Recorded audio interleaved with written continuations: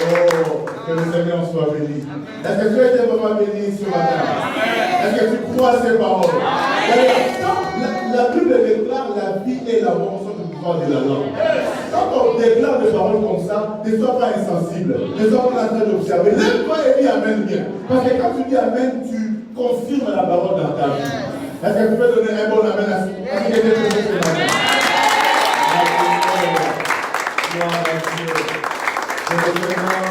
Nous restons debout pour lire la parole. Bon, comme le fils a parlé d'Ésaïe, bon, continuons seulement sur Ésaïe. Hein? Les Guinois disent pas la vie va être dans le il a introduit Ésaïe. Bon, continuons dans Ésaïe. Allons dans Ésaïe 59 alors. Ésaïe 59. Je vais lire le verset 1er, le verset 2 et le verset 3. Tout à l'heure, il a parlé en citant Ésaïe 41, il a parlé de la main de Dieu. Alors, je vais continuer à parler de la main de Dieu. Ésaïe 59, verset 1 à 3. La Bible déclare, tu peux lire avec moi? Non, la main de l'Éternel n'est pas trop courte pour sauver, ni son oreille trop dure pour entendre. Mais ce sont vos crimes qui mettent une séparation entre vous et votre Dieu. Ce sont vos péchés qui vous cachent sa face et l'empêchent de vous épouser. Car vos mains sont souillées de sang et vos doigts de crimes. Vos lèvres profèrent le mensonge, votre langue fait entendre l'iniquité. Verset 4. Nul ne se plaint avec justice, nul ne plaide avec droiture. Ils s'appuient sur des choses vaines et disent de fausseté. Ils conçoivent le mal et enfantent le crime. Parole du Seigneur. Alors, lisons aussi 2 Rois, chapitre 5. 2 Rois, chapitre 5. 2 Rois, chapitre 5. Du premier verset jusqu'au verset 3e, nous allons faire une lecture comme vous. Nous allons sauter, aller au verset 9 jusqu'au verset 16e. Je lis la parole au nom de Jésus. Naaman, chef de l'armée du roi de Syrie, jouissait de la faveur de son maître et d'une grande considération, car c'était par lui que l'Éternel avait délivré les Syriens. Mais cet homme fort et vaillant était lépreux. Or, les Syriens étaient sortis partout et ils avaient emmené captive une petite fille du pays d'Israël qui était au service de la femme de Naaman. Et elle dit à sa maîtresse, « Oh, si mon Seigneur était auprès du prophète qui est à Samarie, le prophète le guérirait de sa lèpre. » Naaman, je saute, je vais au verset 9. Naaman vint avec ses chevaux et son char, et il s'arrêta à la porte de la maison d'Élisée. Élisée lui fit dire par un messager, « Va et lave-toi 7 fois dans le Jourdain.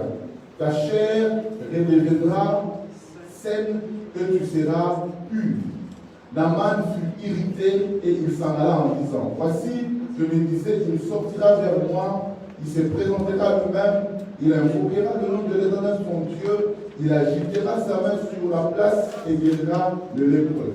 Le fleuve de Damas, d'Abana et le Papa ne valent-ils pas mieux que toutes les eaux du Jourdain? Ne pourrais-je pas m'y laver et devenir pur? » Et il s'en retournait et partait avec fureur. Mais ses serviteurs s'approchèrent pour lui parler et lui dire, « Mon père, si le prophète lui demandait quelque chose de difficile, ne l'aurais-tu pas fait?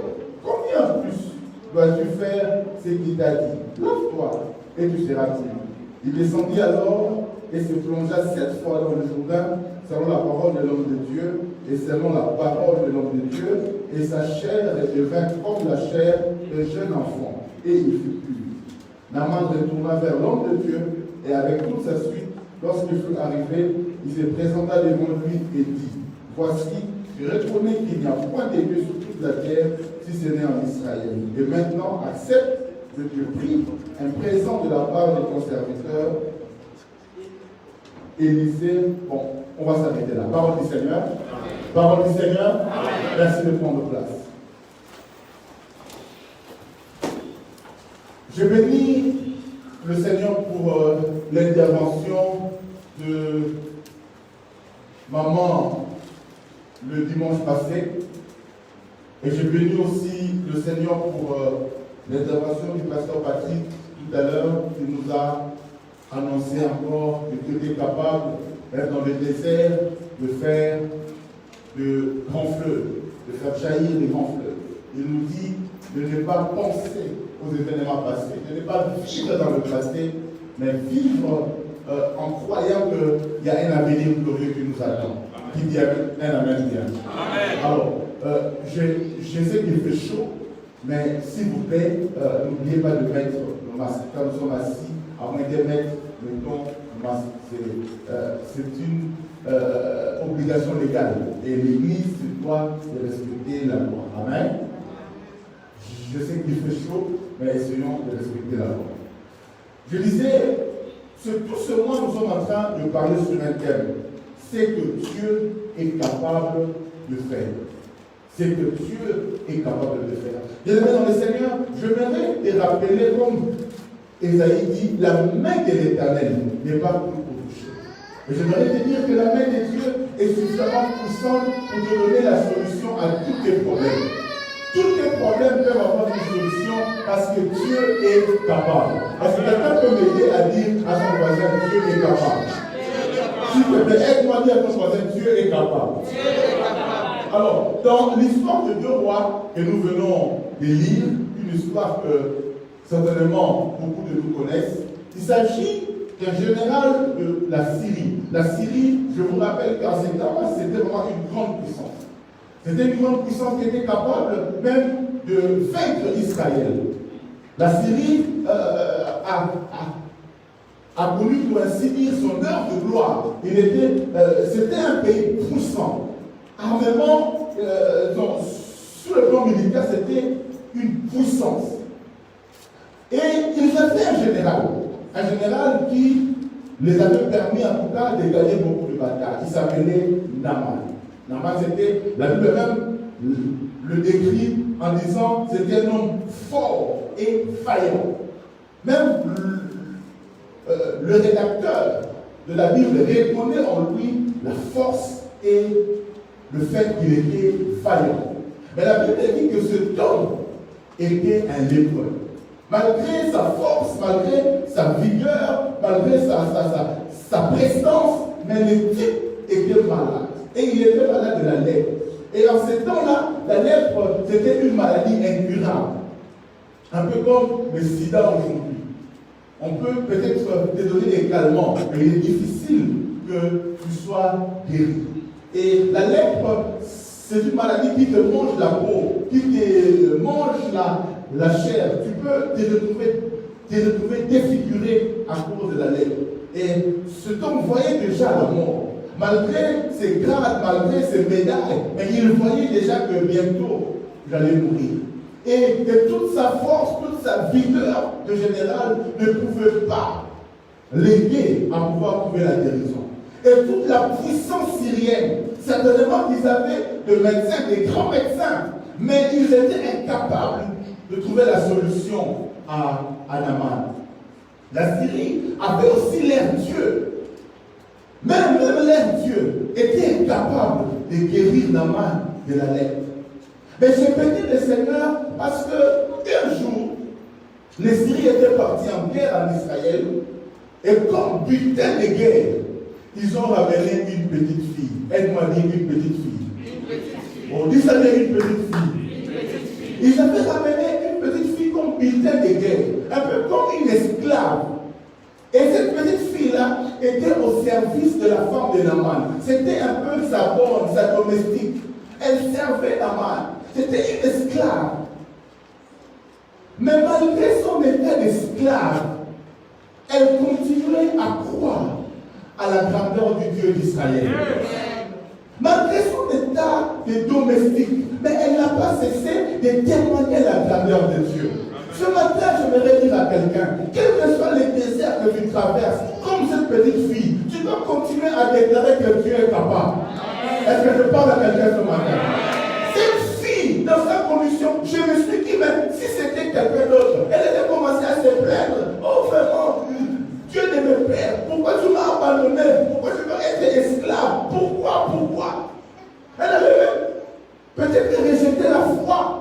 Ne plus croire au Dieu d'Israël. Mais remarquez, dans sa condition d'esclave, bien que les Syriens ont battu Israël, mais elle continue à déclarer qu'il y a un Dieu en Israël qui est capable. Même si vous nous avez gagné, mais laissez-moi vous dire qu'il y a un Dieu en Israël qui est capable de résoudre les problèmes que les Syriens ne peuvent pas résoudre. Et certainement, elle se disait que si vous nous avez battus, quelque part, c'est parce que Dieu l'a permis. Mais Dieu reste toujours capable. Cette fille, cette petite fille, a continué à témoigner, à célébrer Dieu, à élever Dieu, à témoigner de Dieu, à parler de Dieu, à dire que Dieu est grand, à dire que le Dieu d'Israël est puissant. Il est capable, il peut faire, il sait guérir, il continue à dire des grandes choses de la part de Dieu, alors qu'elle-même était esclave.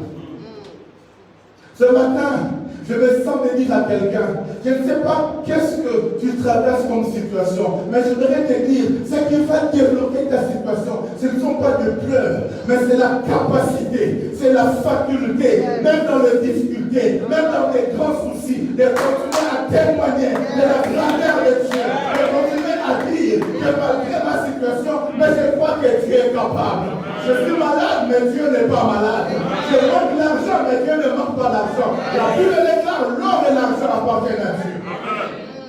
Vous savez, je me suis retrouvé un jour dans un camp de demandeurs d'asile. Et comme tout demandeur d'asile, mais j'étais aussi pasteur.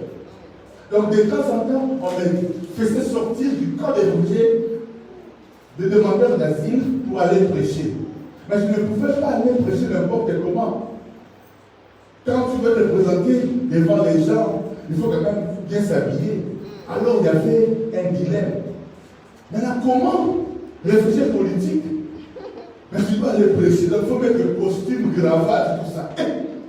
Maintenant, il y a des gens qui me disaient, mais prophète, tu es dans les sacs, mais tu t'habilles en costume. Mais on peut venir nous connaître. On va te rejeter.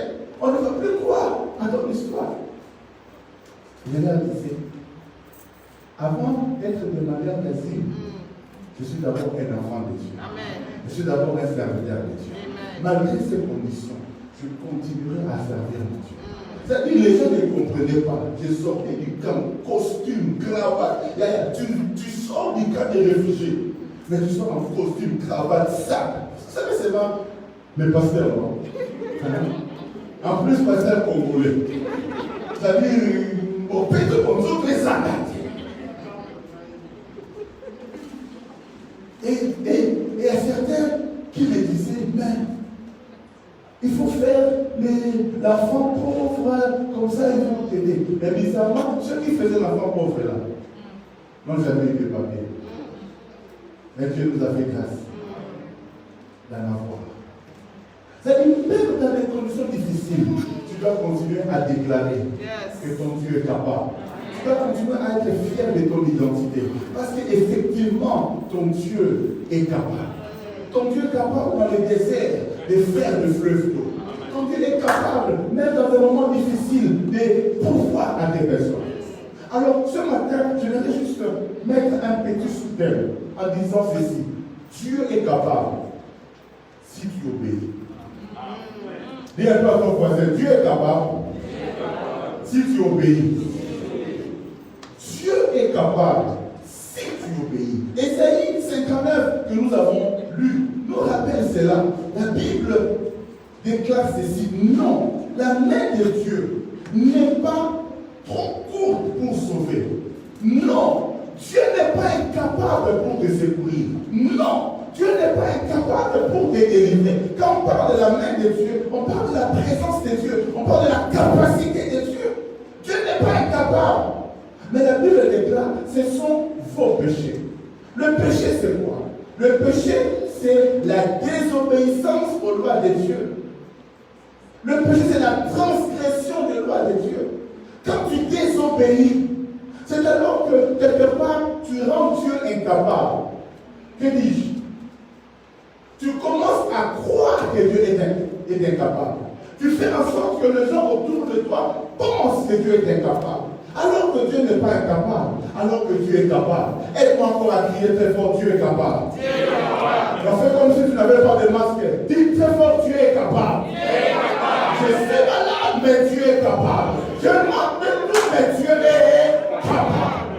Mais si tu obéis, l'obéissance nous permet de voir et de vivre les capacités de Dieu. Amen. Mais Dieu n'a pas changé. Il est le même hier, aujourd'hui et éternellement. Dieu n'a pas changé. Nous avons entendu des grandes histoires dans la Bible. Nous avons entendu que Dieu était capable de séparer la mer Rouge en deux et de faire traverser tout un peuple à pied sec. Tout ce que nous avons entendu là, Dieu peut le faire encore aujourd'hui. Et pour même démontrer que ce n'était pas un hasard, quelques années plus tard, Dieu va encore séparer le Jourdain. Et le peuple d'Israël va encore traverser à pied sec. Et pour démontrer ce n'était pas non plus un hasard ou une coïncidence. Comme les Français disent, il n'y a pas 203. Jésus est arrivé.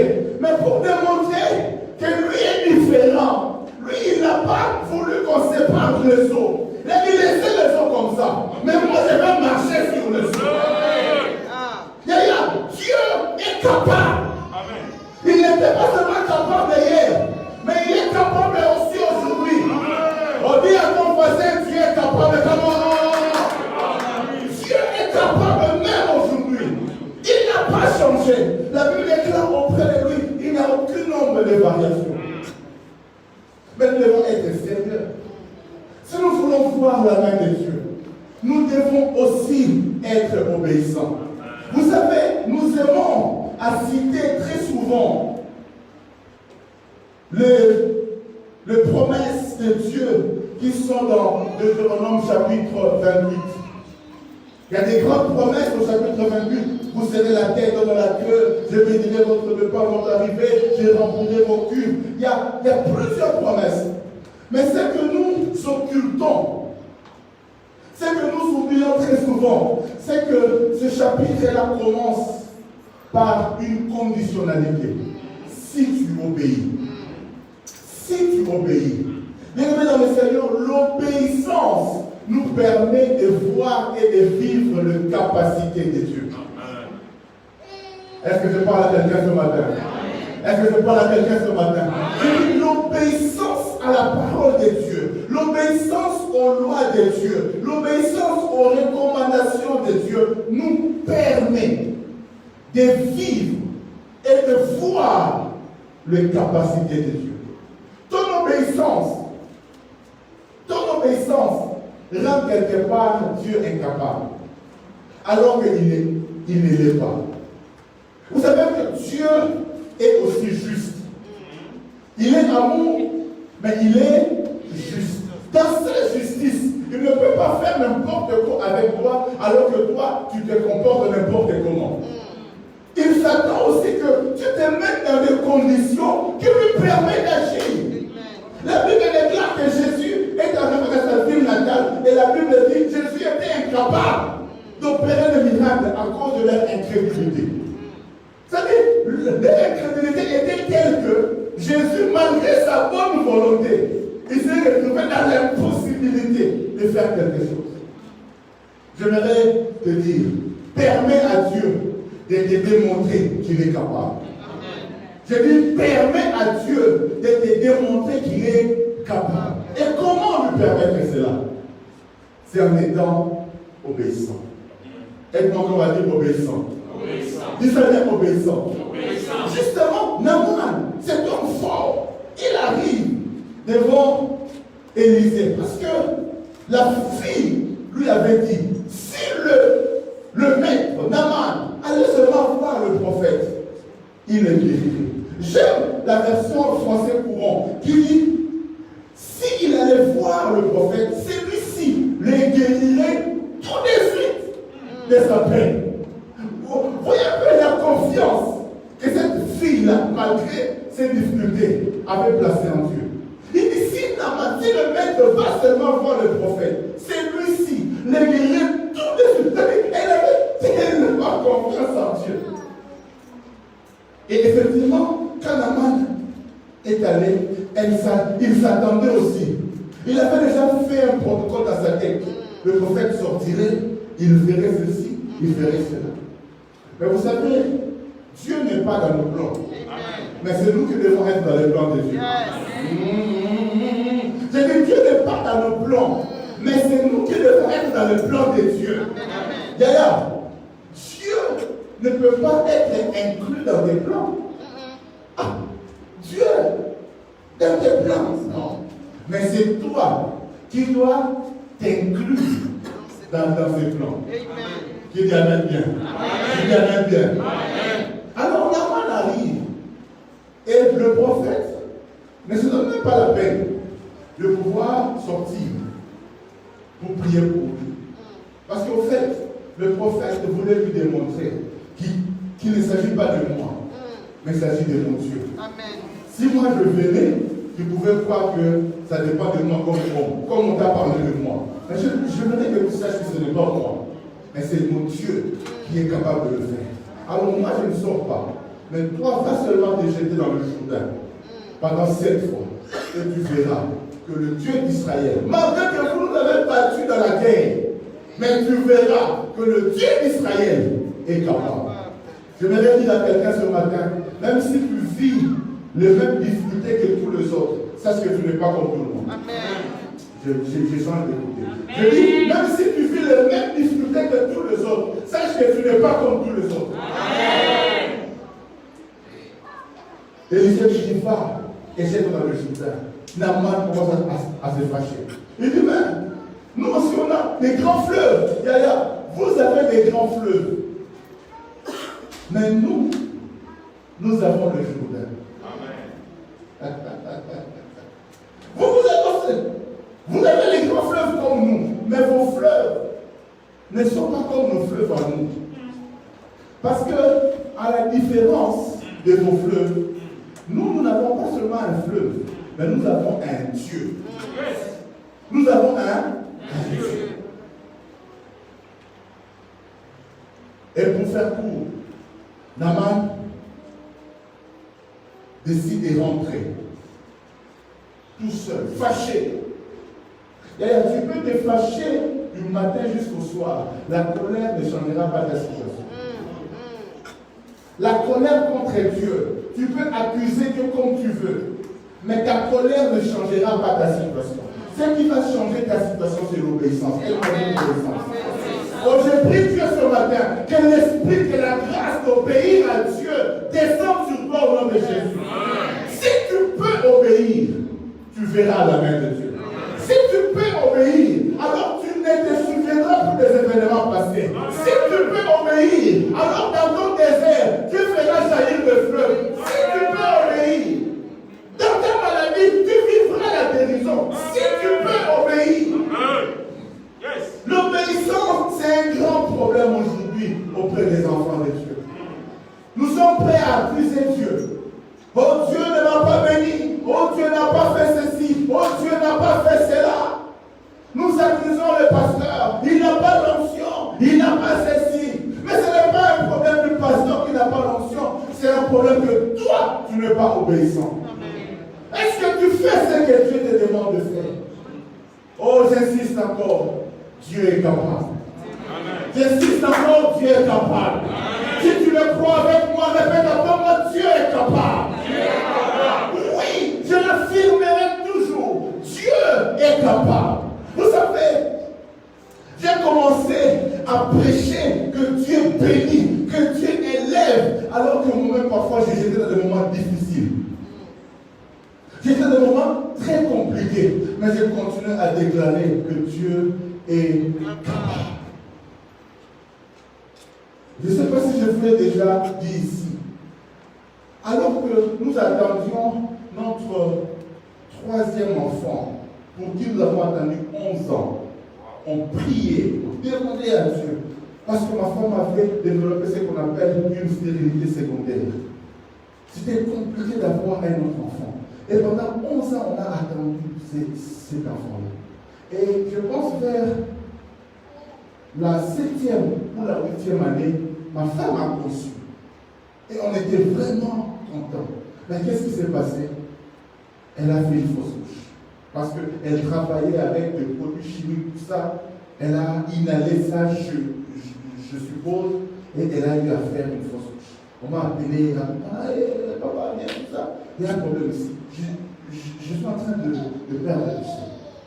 Et j'arrive comme ça, on appelle l'ambulance, et puis finalement, on nous dira qu'elle a fait une fausse couche. Et coïncidence, ça tombait un mercredi. Et le mercredi, pour ceux qui se rappellent, quand on était là-bas en haut, c'était le jour de l'enseignement. Et je devais prêcher. Vous imaginez un peu dans quel état j'étais. Mais ce jour-là, je prêchais, j'ai élevé Jésus. De telle manière que personne ici peut se rappeler exactement c'était quel mercredi. Parce que je suis venu, j'ai prêché comme si de rien n'était. Alors que dans mon cœur, j'avais mal. Mais je me suis dit, malgré la douleur que j'ai, Dieu reste Dieu. Amen. Je dois élever Dieu. Je dois élever. Je me rappelle même, je parlais sur qui est Jésus pour nous. Et j'étais en train de célébrer Jésus, alors que dans ma maison, il y avait un drame, il y avait une situation difficile. Vous savez, l'obéissance,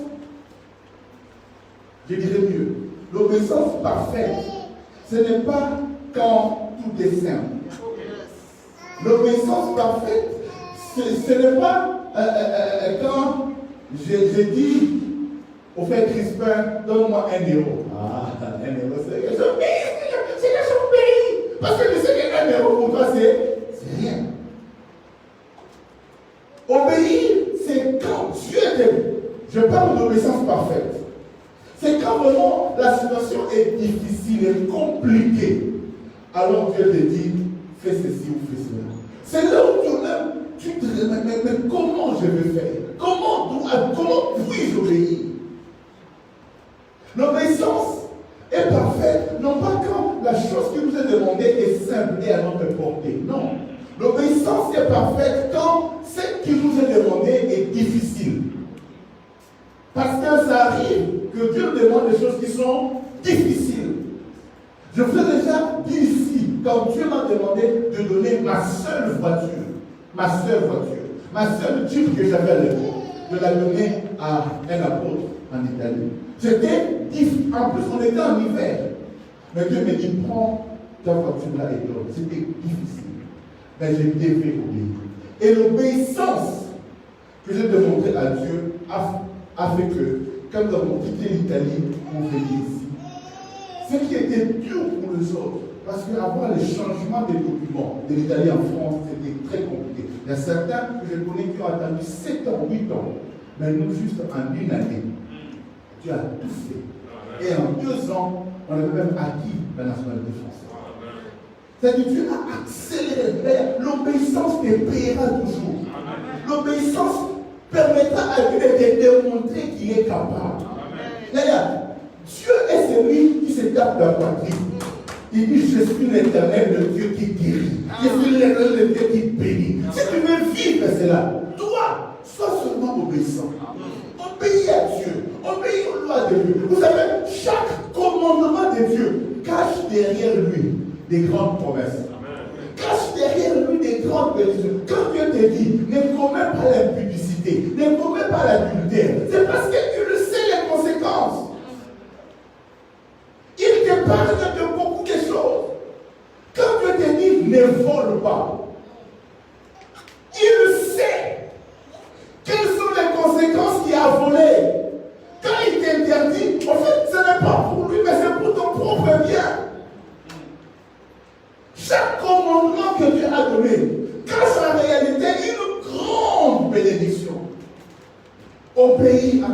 à ta mère. Et tu vivras longtemps. Tu vivras heureux. L'obéissance nous permet de vivre les bonnes choses. Yaya, si tu es en train de vivre ce que tu vis là, j'aimerais te dire, quelque part, tu as fait montre d'une désobéissance. Alors, avant de commencer à accuser les autres, avant de commencer à accuser le pasteur, avant de commencer à accuser tous les autres sauf toi, commence d'abord à te poser la question, où est-ce que moi j'ai désobéi? Et si ce message t'est donné ce matin, c'est parce que Dieu veut que tu reviennes sur tes pas, que tu te réponds. Si jamais tu te réponds, tu verras, tu vivras que Dieu est capable. Naaman, après avoir refusé, il a eu quand même des bons compagnons. C'est quoi dans la vie, il faut avoir des bons compagnons. Dis un peu à ton voisin, s'il te plaît, sois un bon compagnon pour moi. Dis-lui ça, dis-moi la vérité, dis-moi la vérité. Même si ça me fait mal, mais dis-moi la vérité. Maintenant, moi je te prêche, non? Toi aussi prêche-moi. Dis pasteur, prêche-moi la vérité. Même si ça me fait mal, mais prêche-moi toujours la vérité. Et voici la vérité. Si tu n'obéis pas, tu ne vivras pas la main de Dieu. Si tu n'obéis pas, tu vivras des miettes alors que le pain est pour toi. Amen. Naaman, ses amis viennent et lui disent, Maître, s'il te plaît, mon corps me général. Voilà, Naaman. S'il vous plaît, si les prophètes t'avaient demandé quelque chose de difficile, est-ce que tu ne l'aurais pas fait?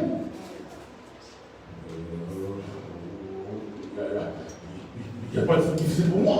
Je suis le général, fort, vaillant. Alors, général, je t'ai demandé seulement quelque chose de simple. Essaye. En fait, ce que Dieu nous demande, ce n'est pas difficile. C'est ça. La Bible dit que les lois de Dieu ne sont pas pénibles. Alléluia. Les lois de Dieu ne sont pas pénibles. Et Naaman, Dieu merci, il revient en arrière. Je prie le Seigneur que quelqu'un aujourd'hui revienne en arrière. Je prie Dieu que quelqu'un ce matin revienne en arrière.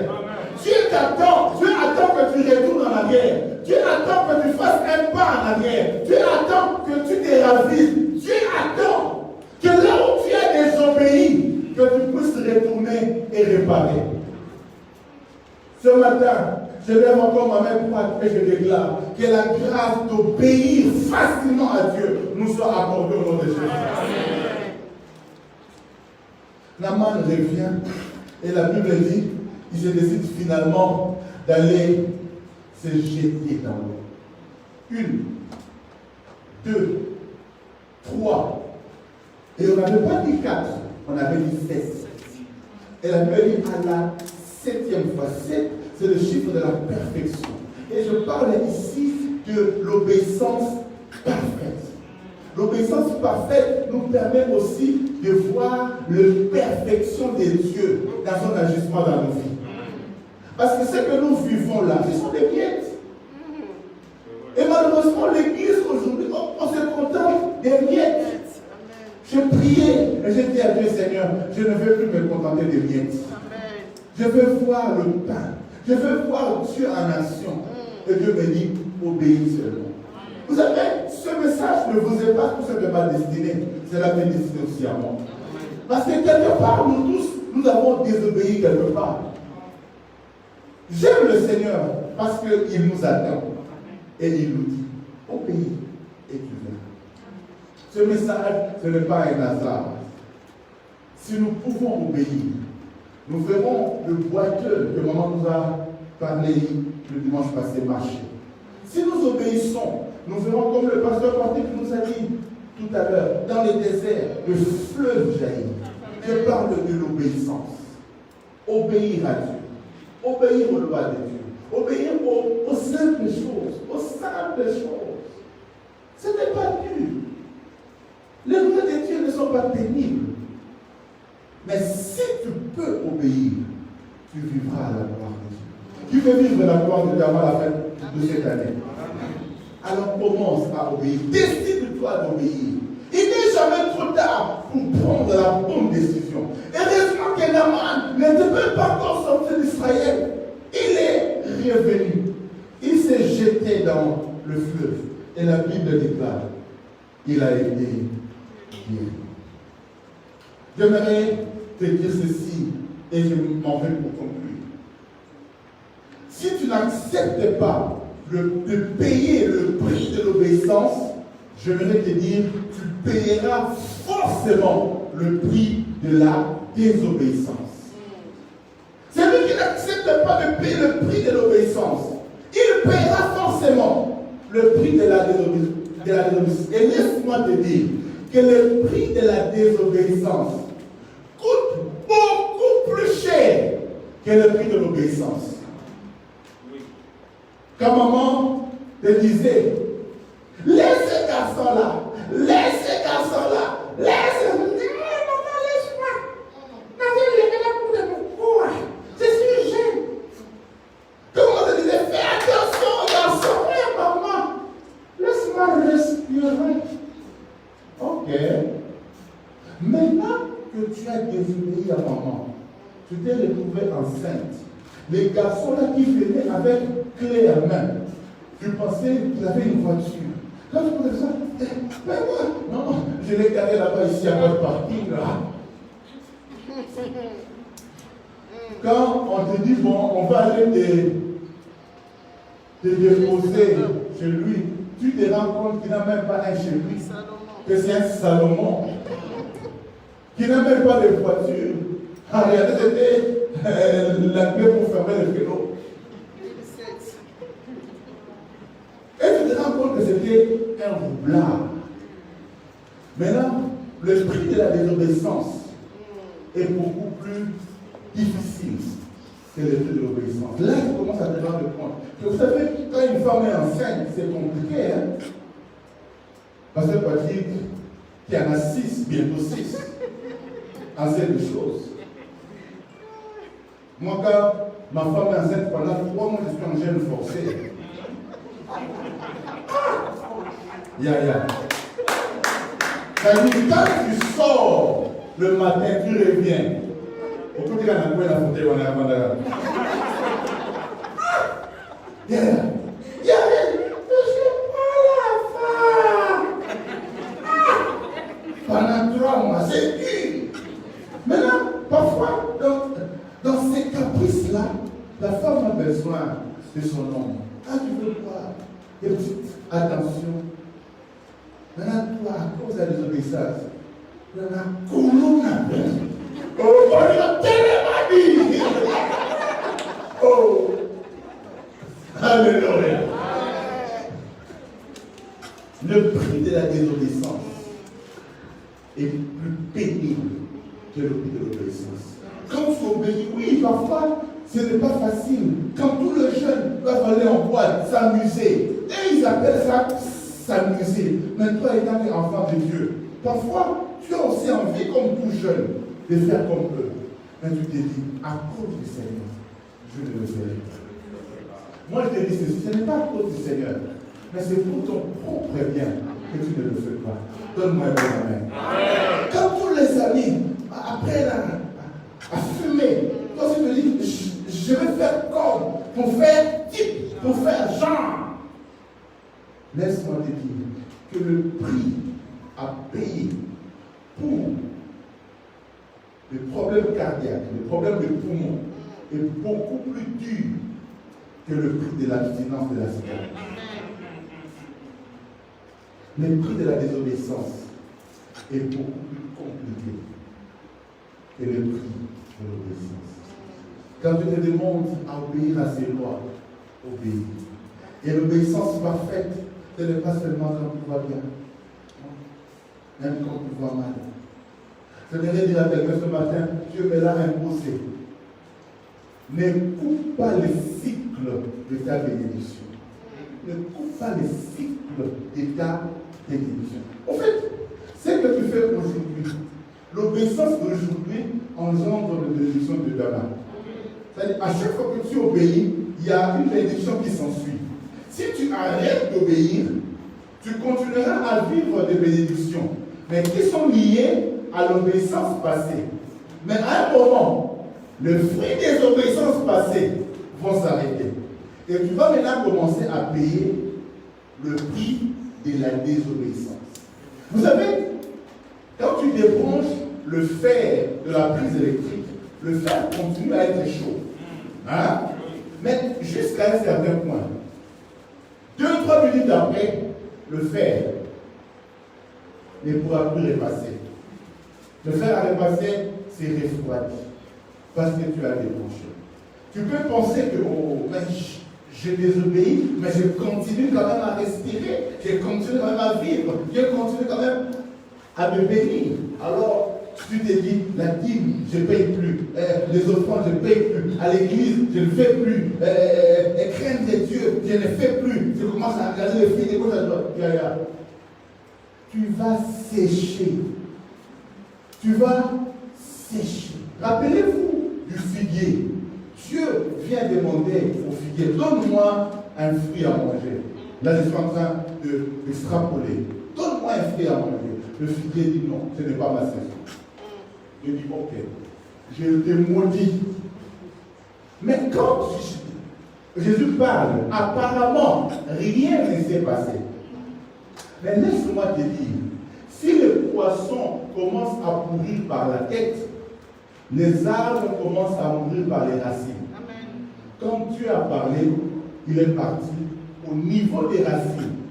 Il n'y avait plus de ressources. Les racines ont été comme, qui dire, fermées, bouchées. Il ne faisait plus monter, elle ne faisait plus monter la sève vers l'arbre, vers le tronc. Et donc, le lendemain, la Bible dit, l'arbre dit apparemment, après les paroles de Jésus, continue à être verdoyant. C'est asséché complètement. J'aimerais te dire, si tu désobéis aujourd'hui, apparemment ta vie continuera à être verdoyante. Mais pour combien de temps? Et tu feras partie du club de ceux qui disent Dieu m'a déçu, Dieu est incapable. Alors qu'en réalité et en vérité, Dieu n'est pas incapable. Ce n'est pas un problème d'onction, c'est un problème d'obéissance. Enfants, obéissez à vos parents. Brebis, obéissez à vos conducteurs, à votre berger.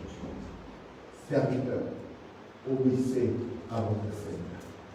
L'obéissance nous permet de nous rendre compte de Dieu.